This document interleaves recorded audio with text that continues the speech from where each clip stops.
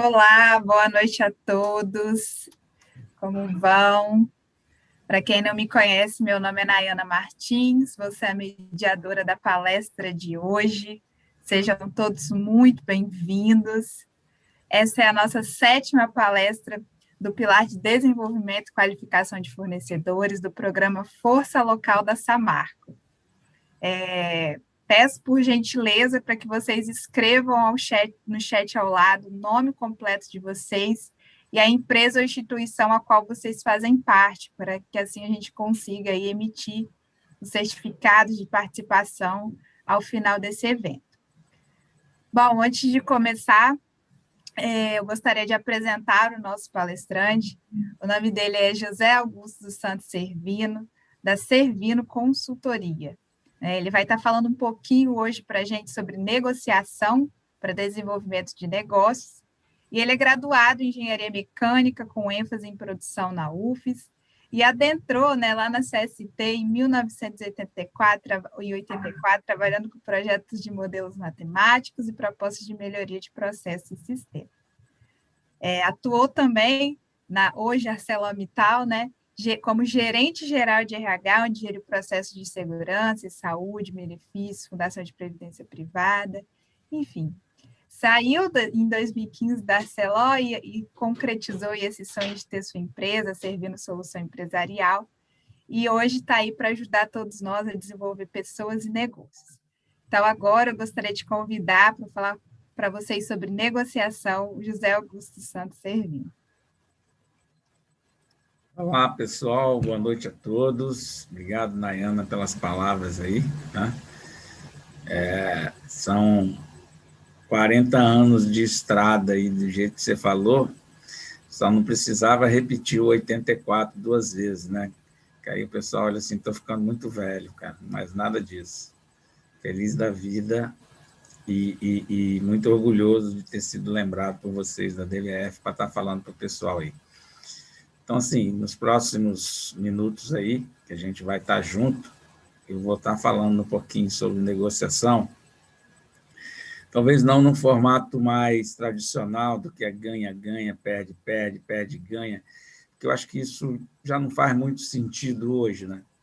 Hoje é muito mais eu ter um negócio sustentável ou qualquer outra coisa nesse sentido, porque se eu fico no ganha e o outro perde, o outro deixa de ser sustentável e ao ele deixar de ser sustentável, eu também deixo. Então, é muito mais uma coisa muito mais integrada entre cliente e fornecedor, de uma forma muito mais respeitosa e de um entendimento maior do desafio de cada um. Independente se a gente desde uma padaria até um grande fornecedor de uma empresa internacional, né, a gente vai ter as nossas limitações de prestação de serviço, mas o modo tradicional de como se toca um negócio, sempre na velocidade com que as coisas precisam ser feitas, não necessariamente vão te levar ao sucesso. Então, a ideia nossa é compartilhar as experiências que eu tive na vida profissional, né? Nas negociações que fiz a longo prazo, na época da Arcelor, com restaurante, transportadoras, prestações de serviço de forma geral. Então, me permitam compartilhar uma apresentaçãozinha que eu fiz durante a semana para estar apresentando para vocês. Estou tentando botar no modo de apresentação, agora foi. Acredito que todos estejam vendo, né? Então, a ideia aqui é estar falando um pouco, vou desligar o meu WhatsApp aqui, então ele vai ficar ploc o tempo inteiro, só atrapalhando a gente. Então, a ideia é negociar para alavancar negócios, né? Então, quando a gente está falando em negociação, a gente está falando sobre negócio, né? E o negócio, na minha visão, né, é o entendimento isto é, o quanto eu tenho claro de qual é o principal benefício esperado pelo cliente.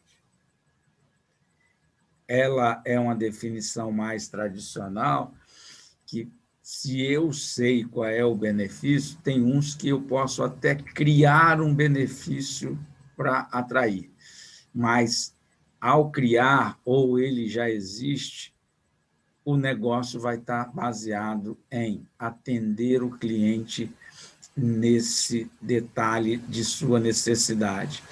Então, o negócio vai ser legal se, ao fazer a minha entrega, né, eu consigo atender às necessidades e às expectativas do cliente. Então, ele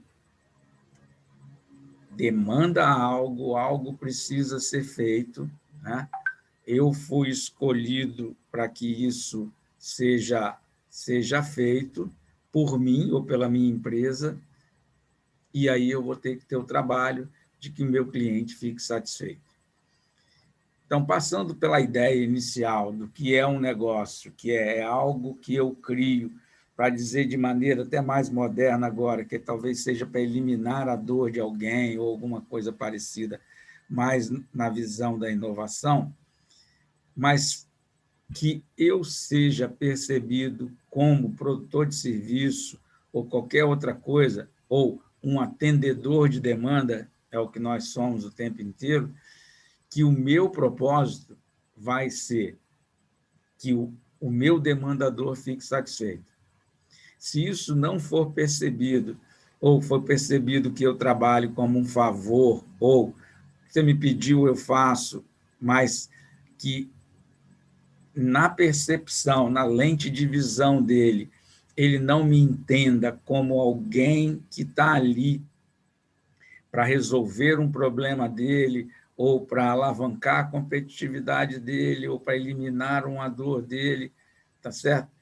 Se esse propósito não passar para o lado de quem é o atendedor de demandas, certamente vai ser feito uma vez e não vai ser dito.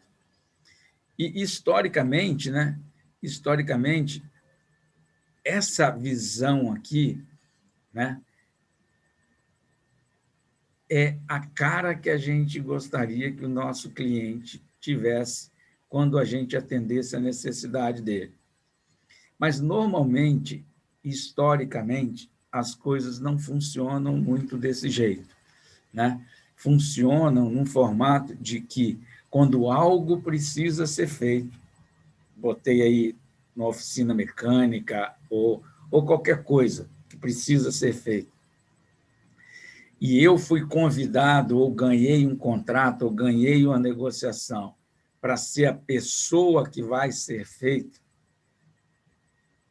acabou se criando uma percepção de vantagem competitiva aquele que, dentro da rotina do dia a dia, da correria mais louca que pode ter, que a gente tem 200.000 coisas para fazer, antes de qualquer coisa já vai colocando a mão na massa. Então, ao receber que algo precisa ser feito, né, e que eu tenho conhecimento, eu sei como faço, eu tomo a decisão de pôr a mão na massa.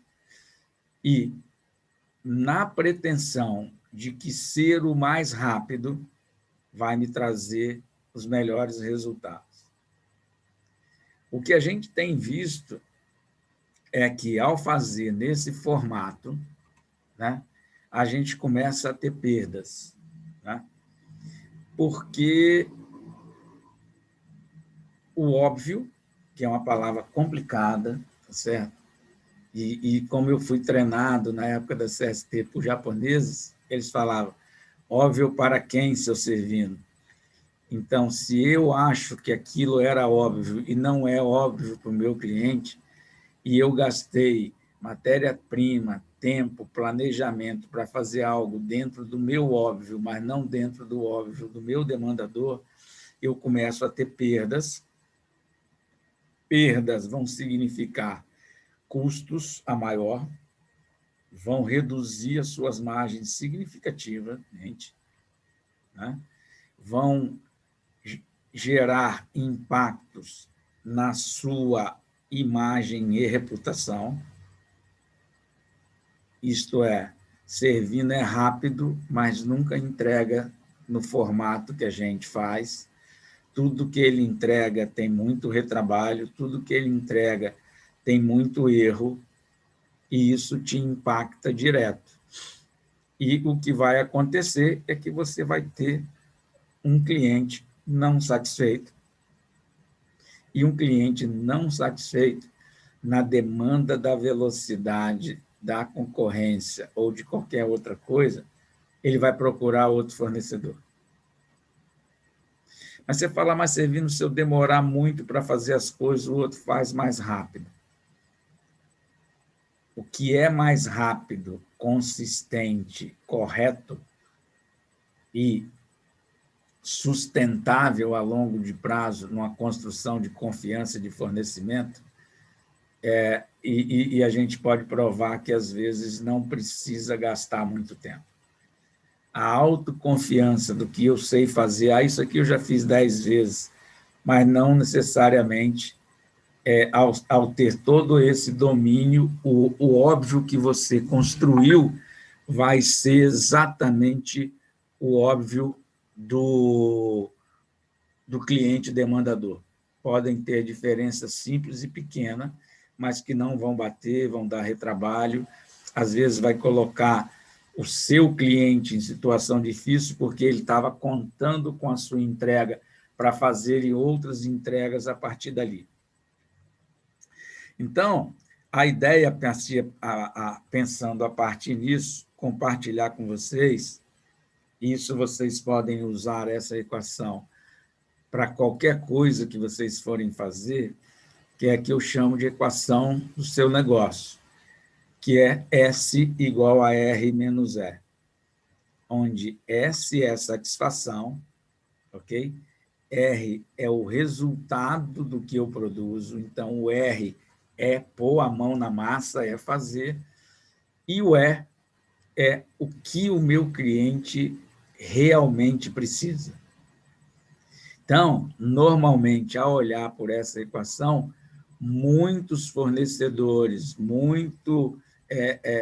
solucionadores de demanda, para ganharem a confiança ou uma imagem de que a velocidade, eles começam pelo R sem entender a expectativa, sem entender quais são os óbvios do seu cliente. E aí a gente já viu o que gera. Então, o que eu sugiro para vocês é, numa reunião, é num projeto interno, é dentro do trabalho, é na conversa com um amigo ou qualquer outra coisa, gastem um tempo, não precisa ser muito tempo. Entenda qual é a expectativa do seu cliente, né? O que ele realmente precisa, porque na hora que você entender isso, você vai colocar toda a sua competência, todo o seu maquinário, toda a sua estrutura para ser o mais rápido possível, mas dentro da precisão do atendimento, do óbvio e das demandas e das expectativas do cliente. Então, eu tenho dado várias consultorias em várias empresas, onde, principalmente na relação líder-liderado, né? Alguém chama você na sala, o seu líder chama você na sala e pede você algo, e ele não te diz a expectativa, a pergunta é: o que você espera que eu te entregue nesse projeto? E muita gente acha que vai agradar o líder, pegar aquilo, botar debaixo do braço, sair, e normalmente, quando for entregar, infelizmente, há várias vezes a resposta é: não foi exatamente isso que eu te pedi. Então, tem vezes que conversa de 5, 10 minutos, 1 hora, 2 horas não vão atrasar projeto de ninguém, mas que você possa avançar no sentido de que você, ao capturar isso aí, você vai ser muito mais efetivo, né? Então, como fazer isso, né? Então, é trabalhar o S primeiro. Qual é a expectativa do seu cliente, está entendendo? Porque, ao fazer isso, você vai mais rápido.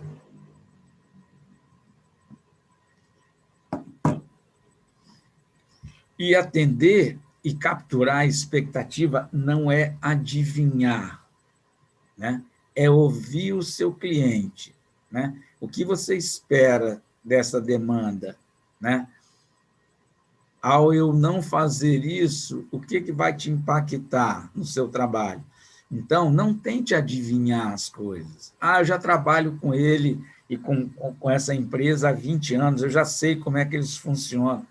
Mudou o gestor, e você não está achando que o novo gestor que vai estar lá continua com as mesmas ideias.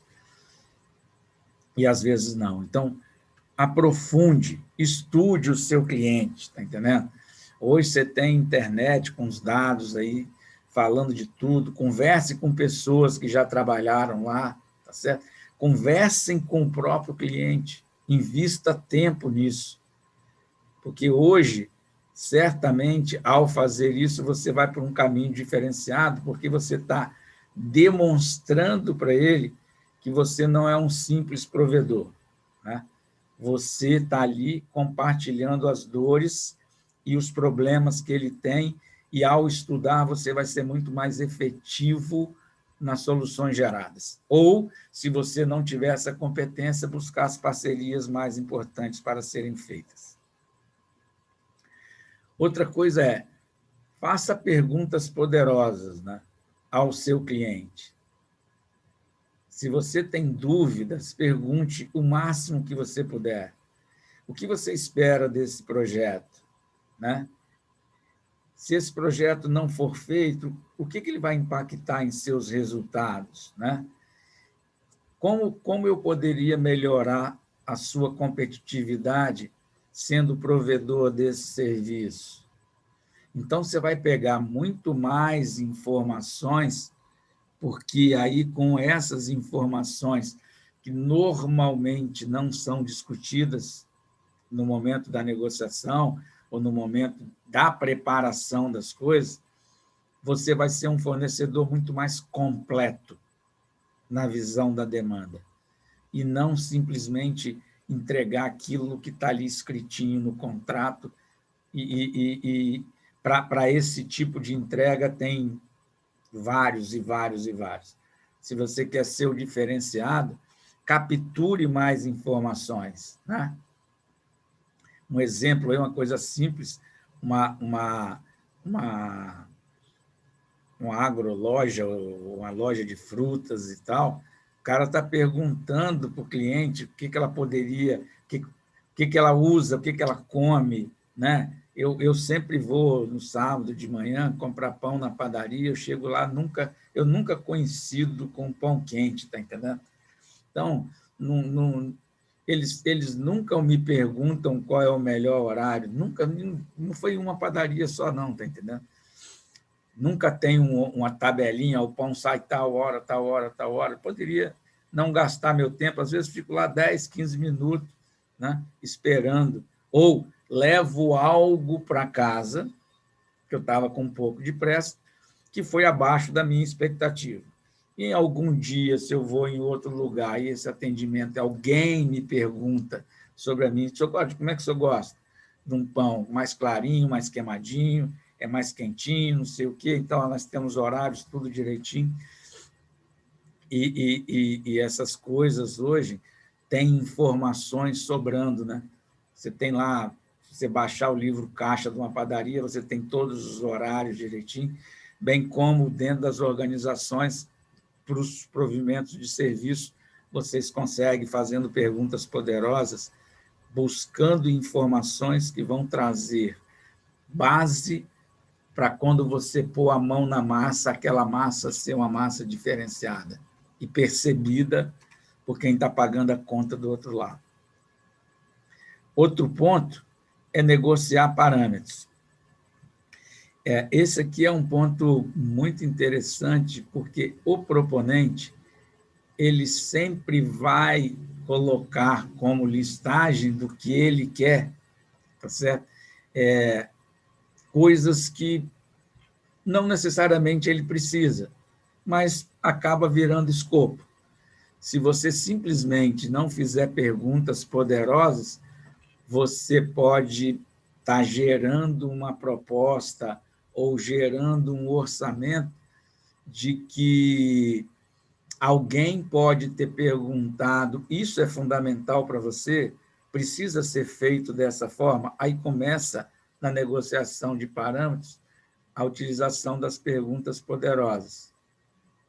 Se a gente flexibilizar isso, eu consigo atender mais rápido e, em compensação, o custo fica mais baixo, isso fica melhor para o seu custo e melhor para a sua margem. Então, assim, aquilo que está escrito lá não necessariamente é lei. Se alguém atender aquilo tudo por um preço que já vai estar estrangulado, né? Porque todo mundo tem as suas margens, tem os seus custos, e você, como provedor, você estava ajudando a competitividade do seu demandador, então ele vai tentar passar o máximo de coisas para você. E aí, nesse momento, entra a negociação dos parâmetros. E muitas das coisas, eu lembro de negociações que eu fiz com restaurante, que muitas das coisas a gente colocava e eles nem faziam a pergunta, eu falava assim, mas o preço que vocês estão colocando está inviável para mim. Quase que eu, como demandador, fazia as perguntas.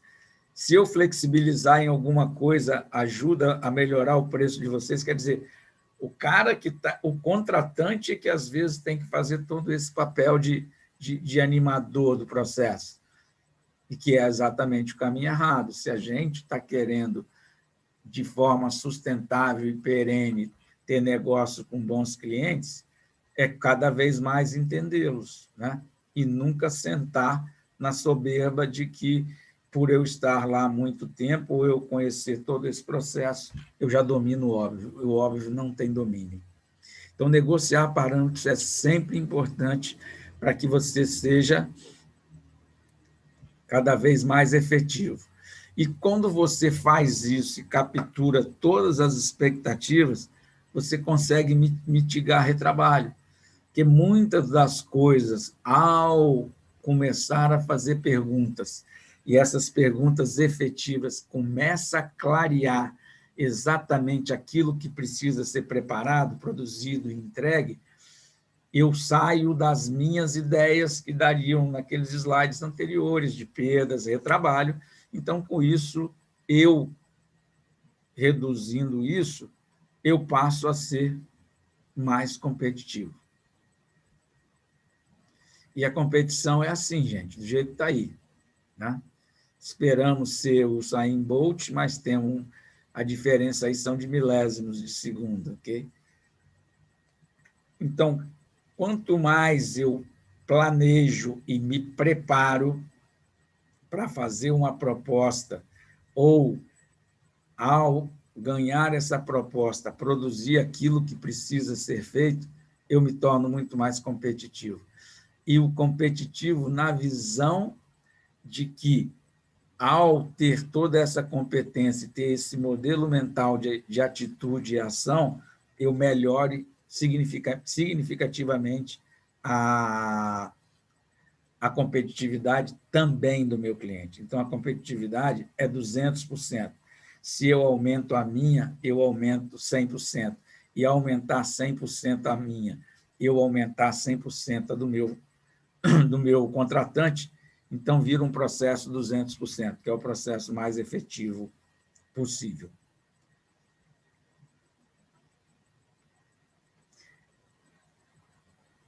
Não saí colocando a mão na massa, gastei um tempo estudando o meu cliente, olhando os dados do meu cliente, fazendo perguntas poderosas, aí sim eu posso dizer que se estou hábil ou não estou hábil para executar aquele processo.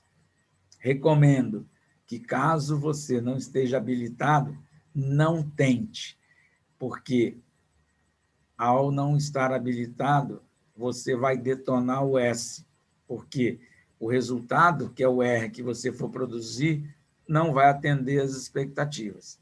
Mas, seguindo esse processo, eu tenho infraestrutura, eu tenho pessoas, sou capaz de produzir, eu posso assinar um combinado, que normalmente é um contrato, e ter essa frase que, ao assinar, combinado não é caro.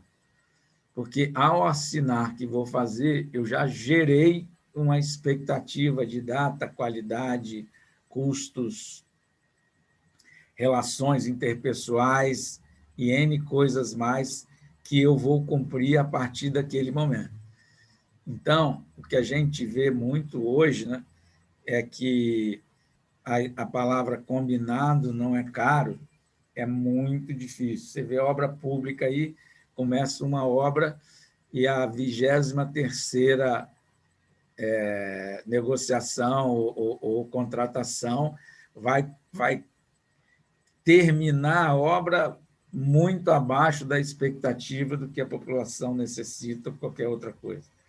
Então, esse é um exemplo do lado ruim.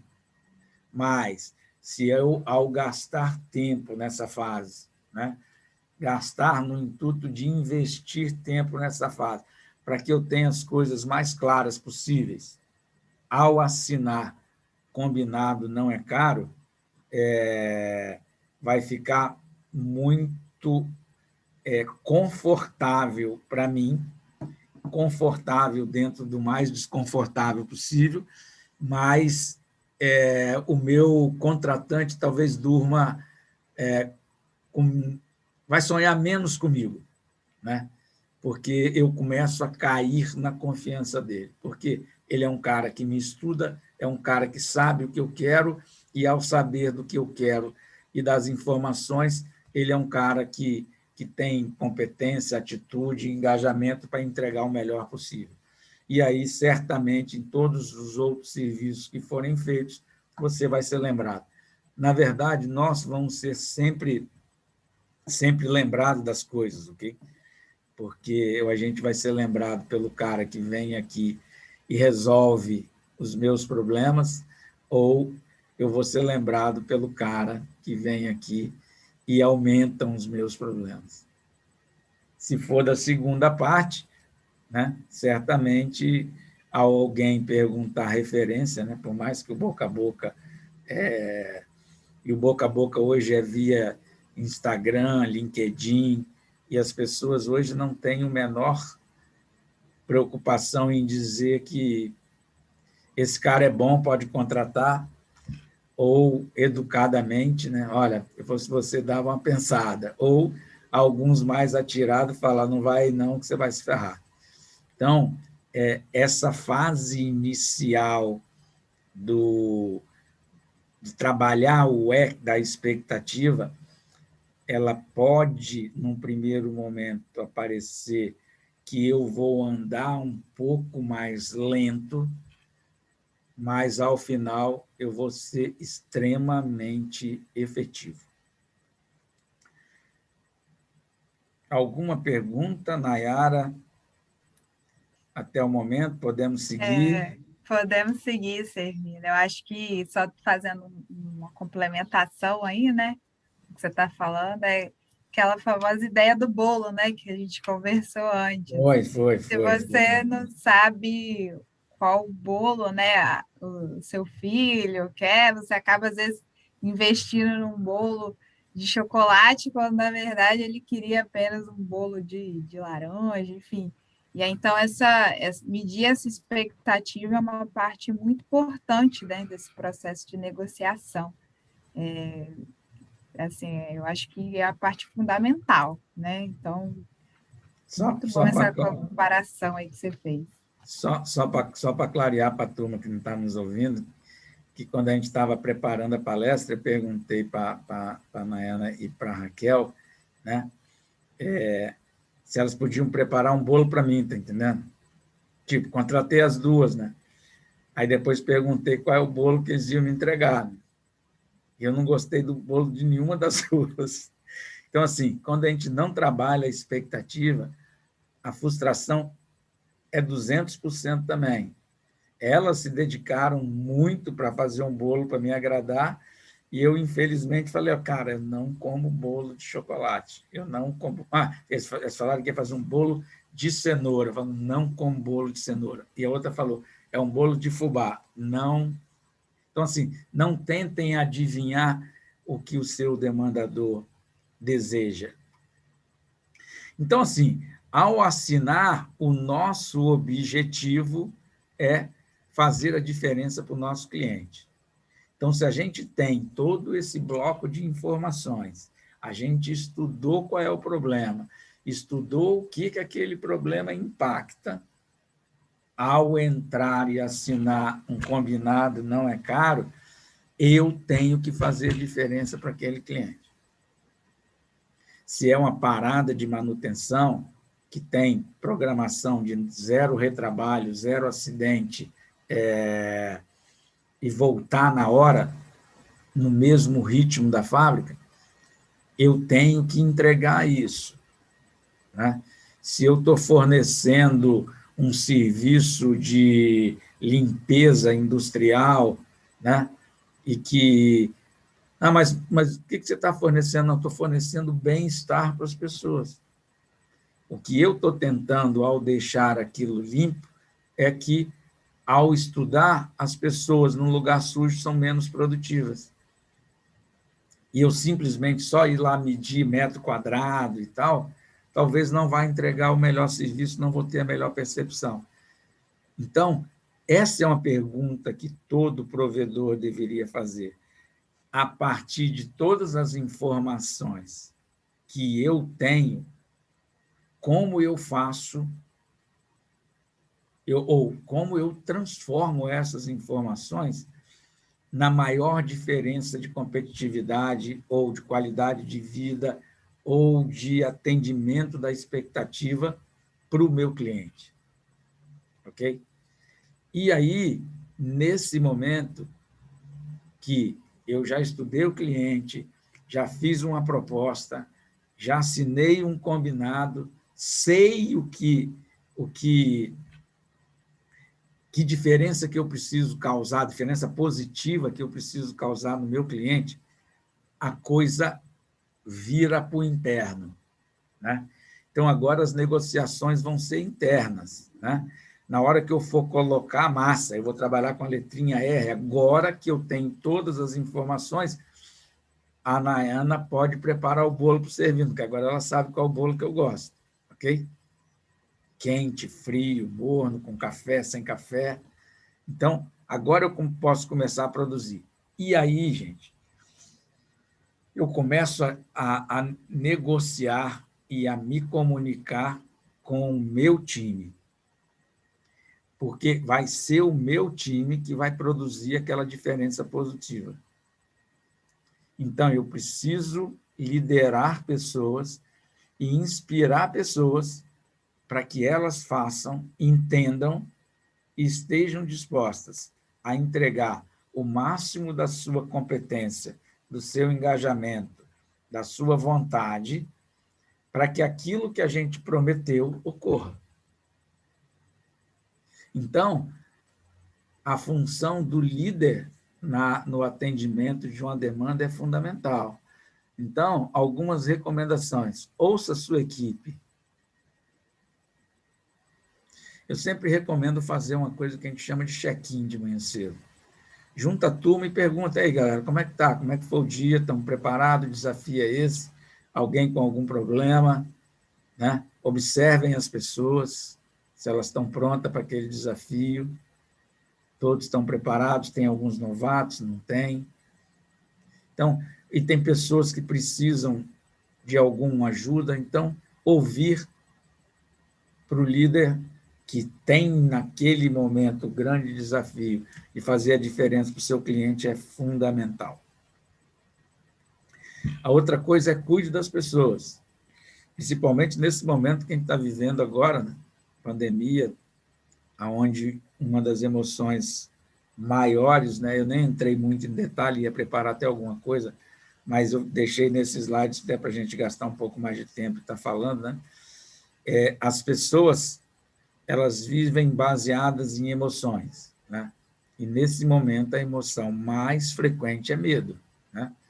É medo de eu pegar esse miserável desse corona, é medo de morrer, é medo de perder um ente querido, um amigo, um pai, uma mãe. Então, ao gerar isso em mim, né, certamente o foco para fazer aquela diferença vai ser afetado. Então, aí, nesse momento, como é que o líder cuida da equipe dele? Conversando, dando apoio, principalmente ouvindo, discutindo, tirando dúvida, dando suporte, estando presente, né? Não só de corpo, mas de alma, ouvindo realmente as pessoas. Porque nesse grupo que você tem, que é competente, tá certo? E que vai gerar aquela diferença positiva, eu tiver 2, 3 pessoas que não estão em condições plenas de fazerem as coisas, o resultado não vai ser legal. Só para quem gosta de futebol, Copa de 98, o Ronaldo Fenômeno teve um ataque epilético, coisa similar, ok? E ele foi para o campo para o desafio do final da Copa. Os outros 10 jogadores, mais o banco de reserva, ficaram não prestando atenção no desafio, sim, se ele ia morrer dentro de campo ou não. E aí a gente já sabe qual foi o resultado. Então, são coisas assim que eu preciso cuidar da minha equipe, que às vezes eu possa ter até que substituir uma pessoa, né? Ou proteger uma pessoa. Simone Biles, agora nas Olimpíadas, né? Tiveram que cuidar dela, tirar ela, até que ela hoje conseguisse, não em plena forma, ganhar uma medalha de bronze. Ok? Então, para que eu consiga, sempre vou voltar nesse ponto, fazer uma entrega que eu gere uma diferença positiva para o meu cliente, vou ouvir, vou cuidar das pessoas, vou desenvolver pessoas, né? Isso aí, para quem é pescador, são 2 caniços elétricos, ok? Então, às vezes, tem pessoas na minha equipe que não sabem pescar, né? Eu vou lá junto com ele, vou ensiná-los, vou torná-los melhores profissionais. Isso não é soltar uma pessoa sem a competência adequada para produzir algo que vai impactar direto na diferença positiva. Então, ouço, cuido, desenvolvo e reconheço, porque sem reconhecimento também, né, é difícil das pessoas. Faço, né? Gero diferença positiva para os clientes, às vezes sou reconhecido pelo meu cliente e não sou reconhecido aonde trabalho. A história que os provedores de serviço são os maiores provedores de talento das contratantes é uma coisa real, né? Porque você expõe o seu capital intelectual de forma intensa e aberta para o seu contratante. Então, se você trabalha num lugar onde as pessoas não te ouvem, não estão preocupadas como você está, né? Não te desenvolvem para que você cresça profissionalmente como pessoa, para melhorar salário, melhorar sua carreira profissional, e ainda de tudo não te reconhece, e não necessariamente só na forma financeira, né? De reconhecer mesmo, cara, fez um belo trabalho, você foi o campeão dessa batalha, tá entendendo? E isso faz com que as pessoas fiquem retidas, né? Mas também a ausência faz com que elas desapareçam e vão brilhar em outros lugares. E a outra é, isso aqui, muitas das vezes, não é compartilhado com o grupo que está no desafio. Quais são os riscos que a gente tem nesse contrato? Aonde a gente não pode errar? Aonde, se a gente errar, nós vamos causar uma diferença negativa absurda do outro lado. Isso tem que ser transparente para toda a equipe envolvida no desafio para fazer a diferença. Se as pessoas não sabem dos riscos, elas vão atuar de forma livre. Agora, se elas sabem dos riscos e não atuam para mitigar esse risco, esse é um problema de recrutamento errado. Ok? Se você já compartilhou, abriu o negócio, olha, nós não podemos atrasar, não pode ter acidente, nós não podemos deixar o maquinário sujo que vai atrasar para voltar, olha, todo mundo está chegando depois da missa aqui, o pão está frio, a reclamação é total, o cara da padaria do lado vai faturar. A padaria faz um monte de bolo e bota lá, mas nunca fez uma enquete de quais bolos as pessoas precisam. Então, assim, quais são os riscos? A minha equipe precisa saber, Servino, mas o quanto eu tenho que ser transparente? O quanto for necessário para você não ter perdas e retrabalho e não ter impacto na satisfação do seu cliente, para que ele possa manter você como primeira escolha para os próximos desafios dele. Então, não tenham medo de compartilhar riscos. Ninguém está falando de margem, lucro, nada disso. Nós estamos falando de quais são os riscos da entrega daquele produto, para o qual você falou que combinado não é caro. As pessoas têm que saber. O que eu combinei? Né? E o que eu combinei e, se não fizer, vai dar problema para o meu cliente? As pessoas precisam entender isso. E, ao entenderem que você ouve, escuta, desenvolve, cuida e reconhece, elas vão se engajar junto contigo. E desafiar, né? A cenoura é um símbolo, né, de desafio, né? Se vocês quiserem entrar no YouTube, tem um vídeo do Clóvis de Barros, acho que são 6 a 7 minutos, sensacional, que ele fala sobre cenouras da minha vida, está entendendo? O quanto eu desafio a minha equipe, né? Eu tenho uma venda ou a entrega de uma parada de manutenção de 8 horas, né? Como é que a gente pode entregar meia hora antes, mas com qualidade, segurança, meio ambiente garantido? Conseguimos fazer isso? Entregando todos os parâmetros, todos os combinados que não são caros? Eu preciso desafiar essas pessoas. Eu preciso desafiar, estou dando exemplo da padaria, né? A menina do caixa, ela fazer uma pesquisa de satisfação, ou contratar alguém para estar ali. O senhor está satisfeito? O horário que o senhor gosta do pão é esse? A gente sempre faz bolo, mas são esses bolos que vocês querem e tal. Assim, eu tenho que fazer com que as pessoas cresçam naquela parte de desenvolver pessoas. A melhor coisa de desenvolver pessoas é dar desafio e reconhecer. Dar desafio e reconhecer. E a vida profissional da gente é assim. Alguém entregou uma cenoura para a gente, pega essa cenoura. Nós fomos lá, pegamos aquela cenoura, entregamos aquela cenoura. Aí alguém passou uma cenoura mais complicada, e nós vamos fazendo e vamos crescendo profissionalmente. E à medida que a gente vai desenvolvendo a nossa equipe, né, a nossa empresa como provedora de demanda, ela se habilita e se capacita para pegar algo, como diria o Bruno Henrique, em outros patamares. Né? Então, desafiar é algo chave. Quando eu faço isso tudo junto da minha equipe, a percepção que ela vai ter do líder dela é a melhor possível. Esse cara está junto com a gente. Então, o que a equipe vai entregar para o projeto? Ou para o acordo que eu fiz? Engajamento. Isso é, conta com a minha dedicação full-time, com a minha competência full-time. Então, a parte do engajamento vai estar presente.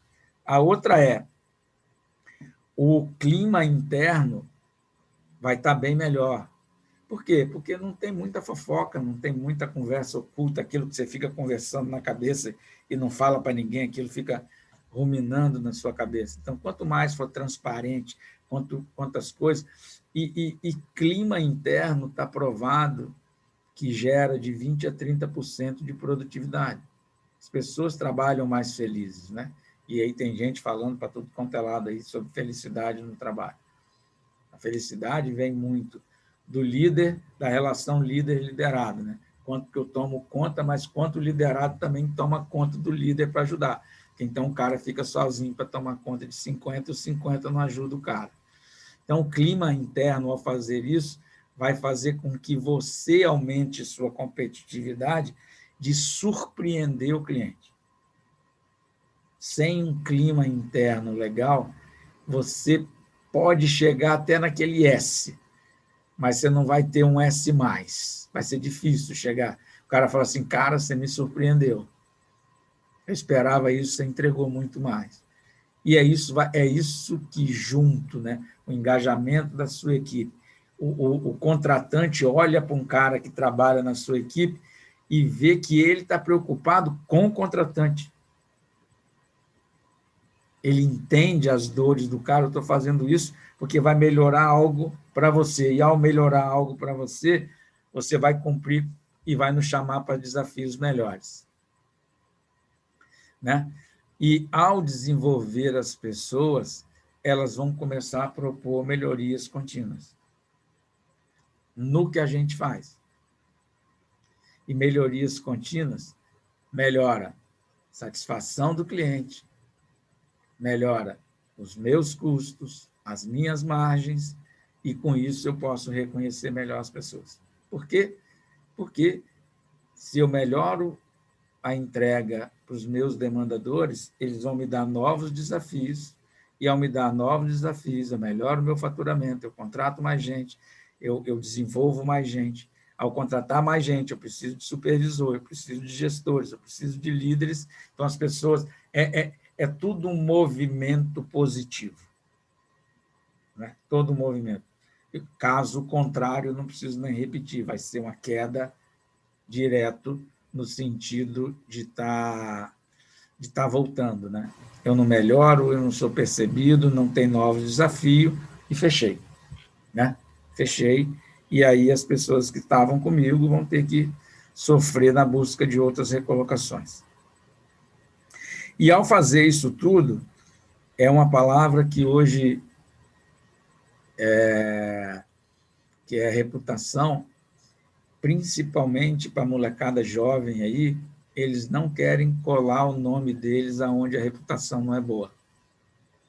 Então, ao fazer isso tudo, ser percebido no mercado que, ao ser um lugar bom para trabalhar, tem um clima onde eu desenvolvo pessoas, onde eu tenho chance de crescer profissionalmente, né?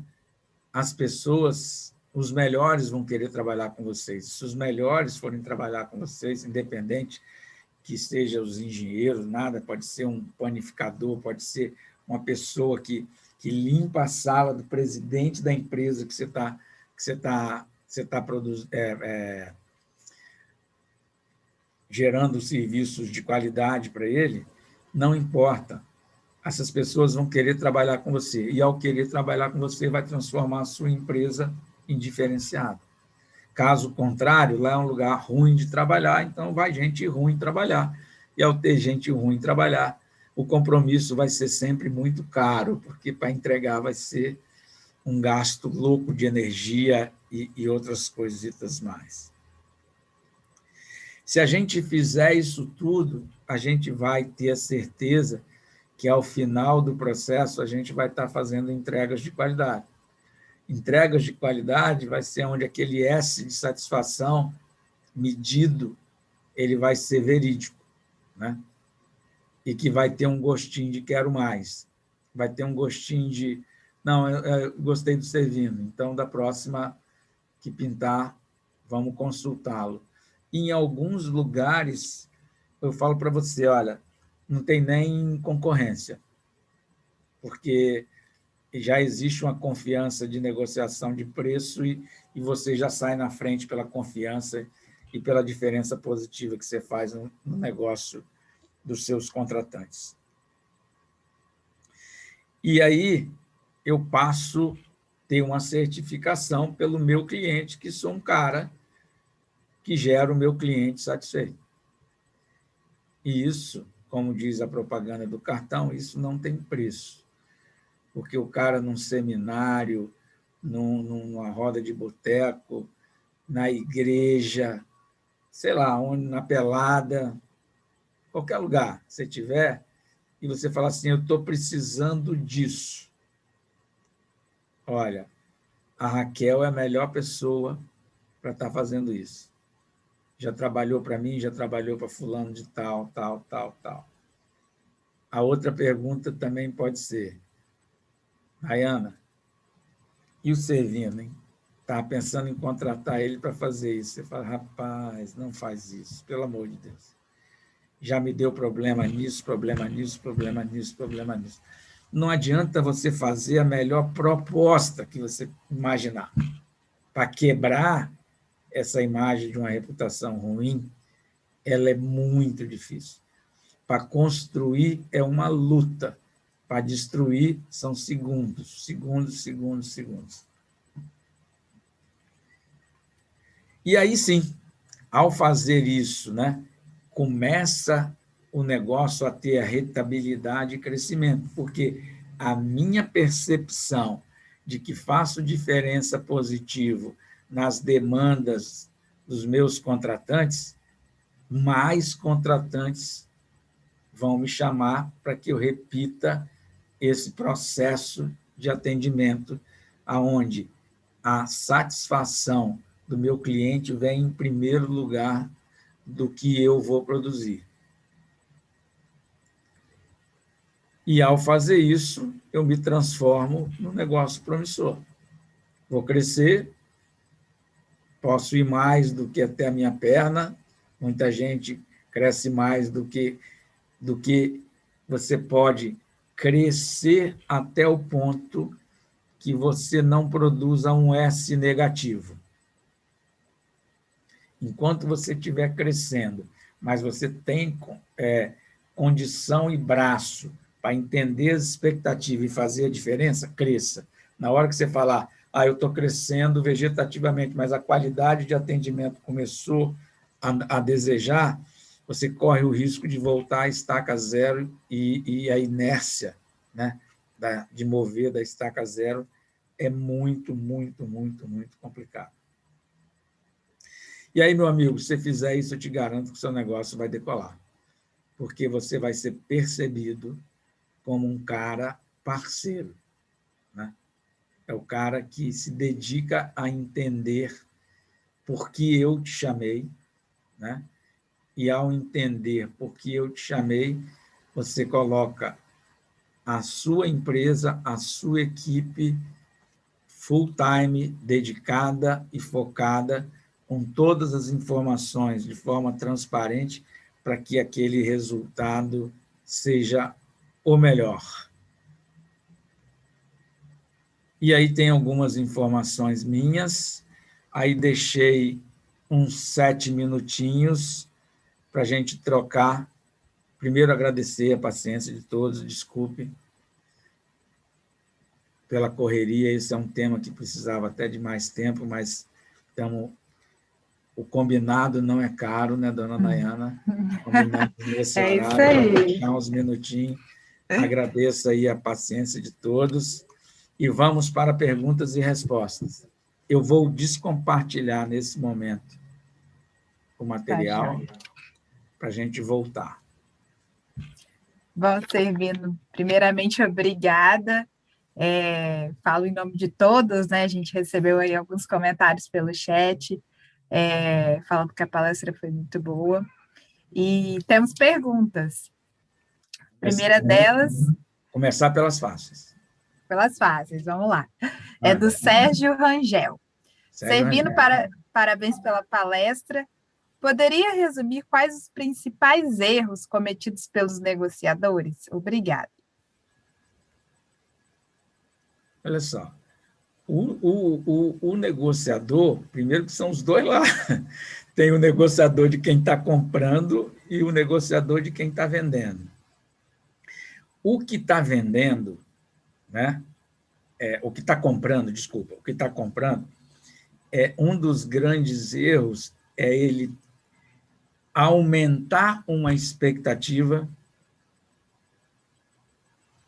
mesmo sabendo que quem vai entregar não tem bala para entregar o que ele está pedindo. Então, assim, eu vou fazer algo, veio um grupo de pessoas, eu não gasto tempo fazendo a mesma coisa. Eu preciso estudar os meus proponentes, ok? E aí você acaba estrangulando os caras. E aí você mata o proponente. E isso tem acontecido, né? E aí, às vezes, você acaba contratando por preço e não pela entrega total. E, às vezes, você acaba gastando 2 vezes para fazer algo que não precisava, né? E um grande erro, que o meu amigo Sérgio Angel estava falando aí também, é o quanto a empresa que está comprando, ela tem todas as demandas, tem todas as suas necessidades de redução de custo e tal. Mas o quanto isso vai matar o meu proponente ou vai fazer com que ele, ao colocar essa demanda, não vai ter gente engajada, não vai ter gente preparada, e aquilo vai ser feito 2 vezes. E o cara que está propondo, o maior erro dele é não pular fora para aquilo que ele não dá conta. Não, mas eu vou que na hora não vai dar jeito. Não vai dar jeito. Acaba queimando uma ficha, né? O maior erro do proponente é eu vou... fugiu a Me palavra virar. aqui. Como? Não. Eu vou propor para você aquilo que eu não consigo entregar. Mas eu quero sair bonito lá. Aquele aperto de mão eu faço, né? Primeiro um aperto de mão e o final vai ser um chute no traseiro, porque você não entregou. E, às vezes, falta até o traseiro, que o cara não comparece para botar o traseiro, ele some. Então, assim, vá até... Tem uns ditados antigos, meu pai falava, vá até onde sua perna dá, tá entendendo? Agora, eu falo para o cara, não corta a perna do cara, porque então a perna não vai dar para chegar. Então, esse equilíbrio vai ser a parceria de se entender as coisas, e isso é bem complexo. E as áreas das grandes empresas hoje juntaram o suprimento e essa proximidade, que aí entra compliance, um monte de coisa, essa proximidade de parceria diminuiu e essas relações hoje elas são mais frias. Então, por isso que cada vez estudar mais a expectativa do outro lado, entender, e essa bola, essa dividida dá para mim, vou. Essa dividida não dá para mim, agradeço, não dá para mim, na próxima vou estar aqui para trabalhar contigo, vai ser um prazer. Isso mesmo. Eu acho que estudar a expectativa e ter também garantia no seu time, igual você falou, né? Desenvolver pessoas internamente para que você possa comprar em um desafio é algo fundamental também, né? Temos mais uma pergunta, ainda temos uns minutinhos, do Ivan Barbosa. Qual a melhor alternativa para uma boa negociação e como evitar os erros comuns na negociação? Está indo no mesmo caminho aí do Sérgio. Né? Assim, o melhor caminho para uma negociação é que o cara que está precisando do serviço, ele explique da melhor maneira possível o que ele precisa. E isso se faz fazendo perguntas certas, né, também. Não, eu estou falando assim, no nível mais evoluído, não tem carta marcada na manga. Olha, está vendo isso aqui? Ó? Eu preciso consertar essa máquina está assim, assim, assim. Ele dá os detalhes. Se o cara do outro lado não souber, faz pergunta. Então, assim, uma boa negociação, ela vem aonde se tem um ambiente de confiança, aonde quem precisa diz realmente o que precisa e Do outro lado, quem vai propor, ao ouvir o que o outro precisa, entender o seguinte: eu dou conta desse recado? Se eu juntar com parceiros, eu dou conta desse recado? Não blefe, não blefe, nem do lado do proponente e nem do lado do demandador.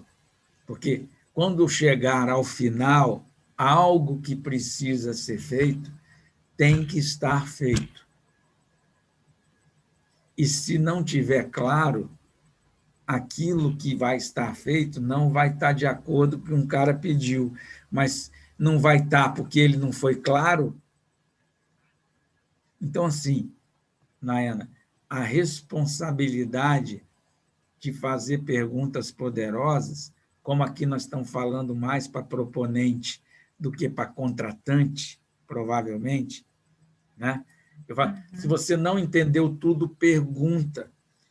Mas o que eu estou falando para os contratantes é: pergunta se ele entendeu tudo, porque ele pode estar fingindo para você que entendeu e vai te entregar uma bomba, para quem joga dominó, uma bomba de cena morta, e você não vai saber o que vai fazer.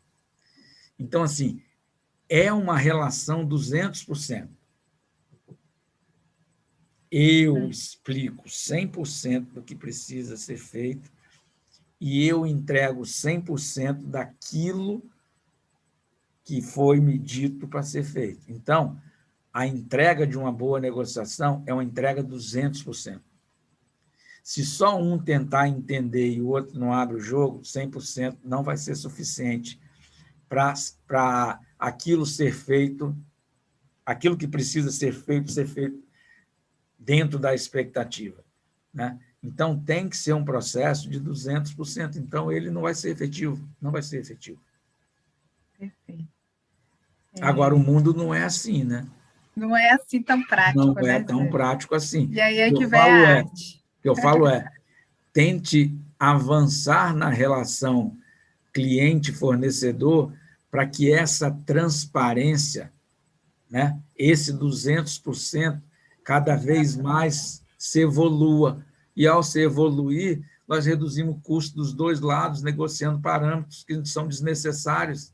Se eu tirar isso, vai fazer falta para você? Não, então tá bom, eu não preciso colocar isso aqui, porque isso aqui seria muito caro para mim, até demais. Ou, isso aqui é importante para você, é caro demais para mim, você, mas eu posso comprar isso aqui e você monta. Está entendendo? Então, se não tiver esse ambiente de troca de inteligência pelo um bem maior do que é aquilo que precisa ser feito, vai ser feito da forma de 200%, vai ser sofrido igual a gente é hoje. Com certeza. Bom, Servino, obrigada. Eu acho que com isso a gente finaliza aí a nossa palestra. Agradeço pela presença de todos, agradeço novamente pela belíssima palestra, acho que foi muito enriquecedor, que nunca mais, né, os fornecedores, as empresas, nós esqueçamos essa equação, né, que você nos apresentou, que a gente realmente, e aí eu falo, tem algumas empresas que eu já conheço, que estão conosco no PDQF, estão aqui presentes, gastem tempo, né, medindo as expectativas dos seus clientes, a gente fala muito isso, então estou reforçando também, gastem tempo, isso é muito importante, isso com certeza vai ser um diferencial competitivo aí em grandes negociações, e treinem, né, o treino também é importante, quanto mais vocês se dedicarem a fazerem isso, melhor vocês vão ser, então... Exercite o processo, né? Exatamente. E todo mundo dentro da empresa é negociador, né? A vida é feita de duas coisas, Nayana. Você passa o dia inteiro se relacionando com pessoas e negociando com elas, o tempo inteiro. Então, por isso que aquele Ezinho é importante o dia inteiro, você medir ele. Exatamente. Depois, se você quiser passar os meus slides dos meus contatos para a turma aí, se tiver alguma dúvida, quiser fazer algum contato por e-mail ou por zap, vai ser um prazer. Pessoal, Não, com certeza. A gente disponibiliza assim aqui, a gente vai botar no chat, então quem quiser, né, tá pegando aí os seus contatos. E peço também para vocês responderem a nossa pesquisa, né, de avaliação. Todo final de evento a gente sempre manda o link, então já está aí no chat também. Peço que todos cliquem aí e respondam, por gentileza. E é isso, agradeço novamente. Esticamos aí uns 5 minutinhos, mas eu acho que foi fundamental. Agradeço novamente e desejo a todos aí um resto de noite e um resto de semana aí muito bom. Obrigado, pessoal. Foi um prazer falar com todo mundo aí. Um abraço a todos. Um abraço, gente.